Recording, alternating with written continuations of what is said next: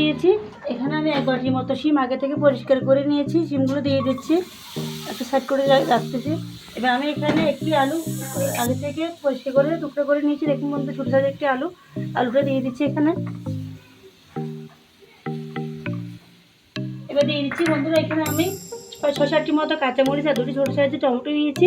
এবার দিয়ে দিচ্ছি টমেটোগুলো আর দিয়ে দিচ্ছি কাঁচামরিচগুলো। দিয়ে আমি এখানে 1 কাপের মতো পানি দিয়েছি, সিদ্ধ করে নেব।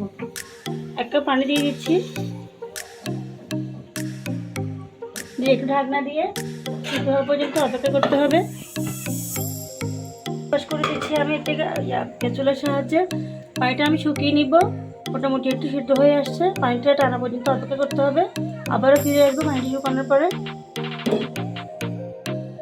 শিমটা সিদ্ধ হয়ে আসছে, আলু সিদ্ধ হয়ে গেছে। এবার আমি একটু সামান্য সরষের তেল দিয়ে একটু ভালো করে নেড়ে নিব, যাতে একটু ভাজা ভাজা হয়ে যায়। কিছুক্ষণ পর আমি একটু চুলা থেকে নামিয়ে ঠান্ডা করে ভর্তাটা তৈরি করে নেব। সবকটি উপকরণই ঠান্ডা হয়ে গেছে। এবার আমি হাতের সাহায্যে একটু চটকিয়ে নিচ্ছি। প্রথমে আলুটা চটকিয়ে নিচ্ছি বন্ধু, আলুটা আমি চটকিয়ে নিয়ে শেষ। এবার আমি শিমটি চটকিয়ে নিচ্ছি হাতের সাহায্যে। এভাবে আমি টমেটো কাঁচামরিচ সবগুলো চটকিয়ে নেব হাতের সাহায্যে। বন্ধুরা, সবকটি উপকরণ আমার চটকানো শেষ হয়ে গেছে। এবার আমি এখানে বড় সাইজের একটি পেঁয়াজ কুচি করে নিচ্ছি, একটু মিহি করে পেঁয়াজ কুচি দিয়ে দিচ্ছি এখানে। এবার দিয়ে দিচ্ছি আমি 1 বাটি ধনেপাতা নিয়েছি, কুচি করে ধনেপাতা দিয়ে দিচ্ছি। এবার দিয়ে দিব আমি সরিষার তেল, 1 চামচের মতো সরিষার তেল অ্যাড করে দিচ্ছি এখানে। বন্ধুরা, এবার দিয়ে দিচ্ছি আমি স্বাদ মতো লবণ, যতটুকু আমার প্রয়োজন হবে দিয়ে দিচ্ছি লবণ। এবার সব কষি উপকরণ আমি একসাথে হাতের সাহায্যে মেখে নেব আবারও।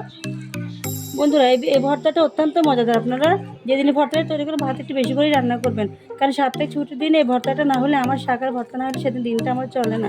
তাই আমি এভাবে তৈরি করেছি। আপনাদের ভালো লাগলে আপনারা তৈরি করে দেখবেন, তখন নিজেরা বুঝতে পারবেন কতটা মজাদার হয় ভর্তাটি। ভালো করে মেখে নিচ্ছি হাতের সাহায্যে। বন্ধুরা, তৈরি হয়ে গেল আজকে মজাদার আমার আলু শিম আর টমেটোর ভর্তাটি। এই ভর্তাটি অত্যন্ত মজাদার, আপনারা একবার হলেও ট্রাই করবেন। আর যদি ভালো লাগে ভিডিওটি একটু লাইক দিন, কমেন্ট করে জানান কেমন হয়েছে। আর যারা এখন আমার চ্যানেল নতুন, আমার চ্যানেলটি সাবস্ক্রাইব করেন নাই, আপনাদের কাছে রিকোয়েস্ট হলো চ্যানেলটি সাবস্ক্রাইব করে রাখবেন। আর যারা ফেসবুক পেজে তারা অবশ্যই ফলো করবেন। তো বন্ধুরা, ভালো থাকবেন। আর আবার দেখাবো নতুন কোনো ভিডিওতে। আজকের মতো বিদায় নিচ্ছি। আল্লাহ।